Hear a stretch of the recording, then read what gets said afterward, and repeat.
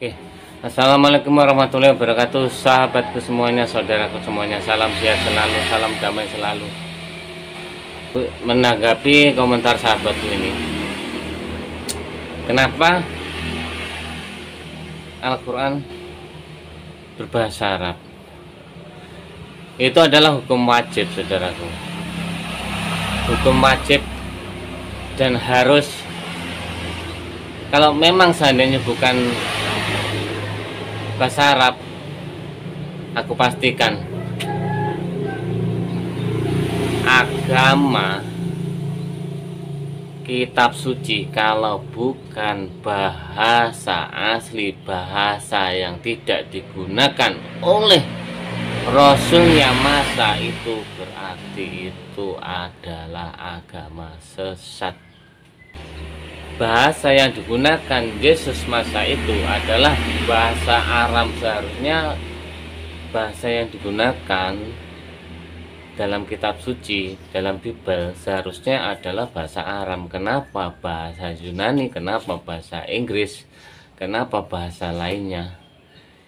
Itulah patut kita telaah, kita pikirkan, kita curigai. Logikanya kan seperti itu. Kenapa kitab sucinya bahasa lain? Itu sudah menurut aku di luar nalar, di luar logika. Itu sudah tidak bisa dikatakan logika itu masuk akal, gitu loh. Itu cuma satu segi bahasa saja loh, dalam permasalahan cuma satu bahasa aja itu tadi loh, bukan bahasa lainnya. Kalau secara otomatis konsep Tuhan Trinitas itu sudah tertolak sejak awal kalau di dalam kacamata Islam. Tapi kalau dalam kacamata logika juga memang mustahil Tuhan menjadi manusia. Dan ini juga hal bahasa itu, kalau kita telaah, kita gunakan logika kita, akal pikiran kita, itu sudah suatu hal ajaran, suatu hal agama yang mustahil. Karena apa? Satu kosakata saja itu sudah bisa merusak makna, bisa merusak arti dan makna. Itu bahasa yang sudah, maksudnya bahasa yang belum punah, apalagi bahasa yang sudah punah. Contohnya bahasa Aram, sebetulnya belum punah, tapi kan sudah jarang digunakan di dunia ini.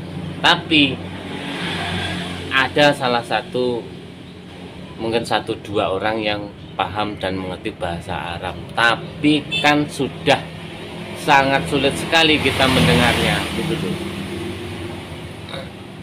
Tapi memang seharusnya itu sebagai bahasa originalnya, bahasa aslinya untuk sebuah agama. Contoh Arab tadi, kalau misalkan bahasa itu bukan bahasa Arab, itu perlu dicurigai. Soalnya apa? Nabinya dari Arab, bahasanya masa bahasa Jawa. Kalau misalkan nabinya orang Jawa, itu memang wajib bahasanya bahasa Jawa. Terserah ditransit bahasa apapun, ditransit bahasa Indonesia, bahasa Inggris, bahasa Arab, bahasa apapun terserah. Yang penting bahasa originalnya adalah bahasa nabi, bahasa yang digunakan nabi waktu itu. Kalau misalkan bahasa Jawa, ya bahasa Jawa, transit bahasa Arab silahkan. Tapi kalau Al-Quran adalah bahasa Arab dan wajib bahasa Arab. Soalnya apa? Nabinya adalah orang Arab, bahasa yang digunakan nabi waktu itu adalah bahasa Arab.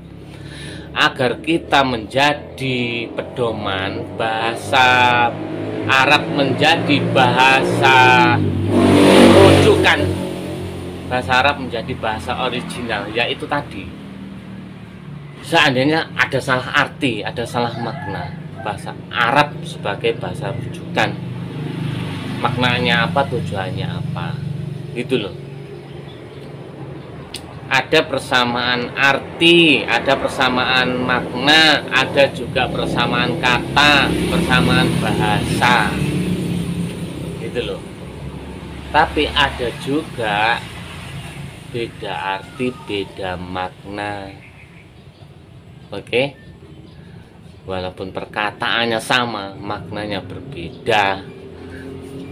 Ini salah satu contoh saja, ya toh, salah satu contoh saja, contoh kecil saja, kata kafir yang artinya tertutup Kalau misalkan kalian dikatakan kafir itu karena kalian hati pikirannya masih tertutup tentang Islam, makanya kalian itu kafir. Kafir itu bukan hinaan, bukan makian, bukan kutukan. Tapi berbeda kata kafir itu apabila ada di Bible. Kan aneh gitu loh. Bible itu kalau istilahnya, makanya kalian salah paham, kalian marah, kalian benci, kalian tidak suka dikatakan kafir karena apa? Istilah lain kafir itu kalau di Bible itu artinya kutukan, seolah-olah umat Islam itu mengutuk seluruh Nasrani, mengutuk seluruh Kristen.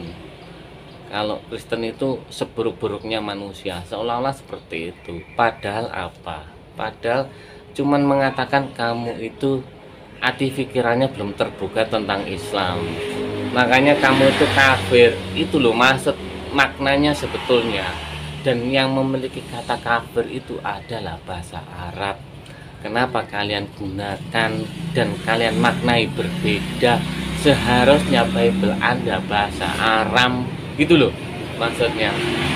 Bahasa Aram kalian transit, bahasa Inggris terserah, kalian terjemahkan bahasa Indonesia terserah. Kalau misalkan nanti ada kekeliruan makna, arti, dan tafsirnya, bahasa Aram lah yang akan merujuknya. Ini saja contoh real, contoh nyata yang jelas-jelas bahasa itu masih belum punah, masih sering kita dengar saja, ya kan? Digunakan orang lain pun sudah ditafsirkan dengan salah, apalagi sudah ribuan tahun mengalami perubahan. Bukan hanya satu bahasa. Kitab suci awalnya bahasa Aram menjadi bahasa Yunani, mungkin menjadi bahasa Inggris dan bahasa lainnya. Itu aku rasa sudah punah, sudah hilang, sudah palsu. Dengan sendirinya juga palsu, apalagi isi kitab bukan hanya firman Tuhan, isinya ada tambahan. Di situ ada isinya sabda Rasul dan juga ada sabda lainnya. Itu kan sudah tercampur aduk. Itu kalau dikatakan kitab suci, aku rasa bukan, mungkin cuman karya sastra saja, buku karya sastra. Maaf dan maaf, seribu-ribu maaf, bukan maksud menghina, ini cuman edukasi saja, cuman ini istilahnya kita sharing saja, kita bermusyawarah. Jangan sampai tersinggung. Ini terus terang hanya real, kita sebagai bahan diskusi saja, ya kan? Dan saya harus membuka apa adanya. Ini mutlak pemikiran saya, tapi tolonglah sahabat-sahabat semua berpikir betul nggak gitu loh. Kalau misalkan saya salah, saya mohon maaf. Intinya seperti ini loh saudara. Intinya bahasa itu adalah mutlak dan wajib. Aku rasa seperti itu, wajib dan tidak bisa itu untuk diubah-ubah. Bahasa orisinal wajib, bahasa Rasul. Kalau misalkan mau ditransit bahasa apapun terserah. Aku sendiri pribadi percaya bahwa Bible itu ada kebenaran di situ, ada firman Tuhan, ada. Tapi bukan semuanya, situ sudah tercampur. Di situ ada firman Allah, sabda Rasul, dan ketambahan Paulus, ketambahan pendeta kalian. Sudah berapa ini kesesatannya gitu. Tapi bukan untuk menyinggung, dan saya mohon maaf apabila ini kesalahan menyinggung kalian semuanya. Tapi ini sebagai bahan renungan saja. Oke? Kurang lebihnya saya mohon maaf, bukan maksud menyinggung siapapun, tapi ini hanya mutlak sebagai bahan edukasi, inovasi, dan ini cuma sebagai bahan renungan kita semua. Oke, ini sekali lagi adalah diskusi. Saya mohon maaf apabila menyinggung sobat-sobatku. Assalamualaikum warahmatullahi wabarakatuh.